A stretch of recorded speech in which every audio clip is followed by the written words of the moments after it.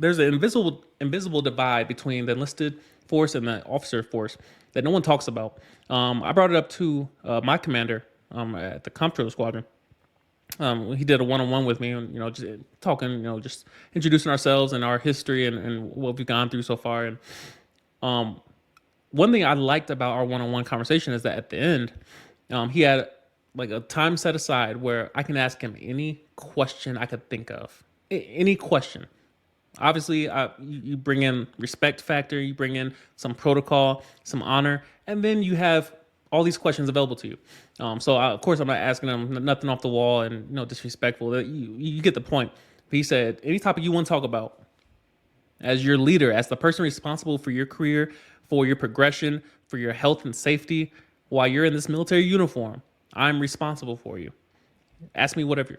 And so one question I brought up to him, I asked him, and he's black, he's my first black commander, first black male commander at that. One question I asked him, I was like, do you ever, or have you ever felt loneliness in terms of your position as it relates to most of the force being followers, most of the force being enlisted? Have you ever felt lonely in regards to your position and how we can't just hang out the same way as me and another staff sergeant can hang out? We can't just go to each other's crib and have a drink because of the way it will be perceived. You have favoritism, you have teachers' pets, you have all the politics that's played in a given squadron and a given, military unit company. That there's certain principles that you don't violate when you have leadership and followership. There's a certain amount of distance in between, and it's arguable whether or not it should be there. But his response was yes. Whereas he's male, black, officer, commander. I'm the last person to try to dissect everything in terms of how you describe a single human, because humans are humans. Despite how diverse we think we are and how separated we think we are, at our core, we're human. We want and need most of the same things. And at the tippy top, at the ends, at the extremes, is where we differ. And it's where the beauty comes in as far as diversity. And it's where it should be celebrated as the areas that we like. It's like going to a food court and only having soul food available. Bro, when I see the Mexican restaurants, bro, like there's a certain piece of my heart that just, bro, you see that, bro. Go over there, get that taco salad, bro. Because we love diversity. We go to restaurants. We drive down the street and we see different kinds of restaurants because we like the ability to choose from diversity. When we go to Olympics, the USA shows up with a race of every kind that are all Americans. And it's why we dominate. Our militaries are diverse. It's why we dominate. You go to any other country and see their force and compare their force to our force, it's different. It's different.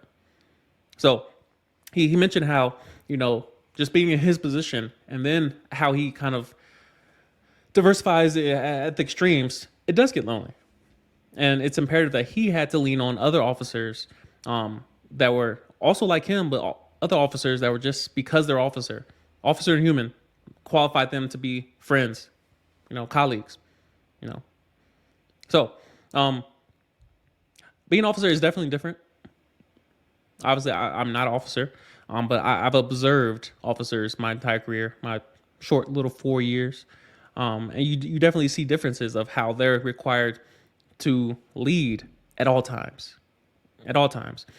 There's moments where you see their vulnerability in terms of, you see their humanity. You see that, they have families too. They have friends too. They have hobbies too. They have needs too. They get tired. They get exhausted. They get burnt out because they're humans at their core. When the uniform comes off and we do PT, there are some officers that suck at push-ups. There's some officers that suck at running, just like enlisted do, because they're human. When you notice there's no rank on PT uniforms because it's humans that are training right now. When we play sports for PT, they get buckets just like everybody else because, bro, you're a victim on this court like everybody. I can't discriminate. You got to get buckets too, bro. I don't care if you're a commander. I don't care how many stars on your chest. If you're wearing civilian clothes and you're on a basketball court, my trash talk may change, but my buckets will be consistent. Everybody gets the same work.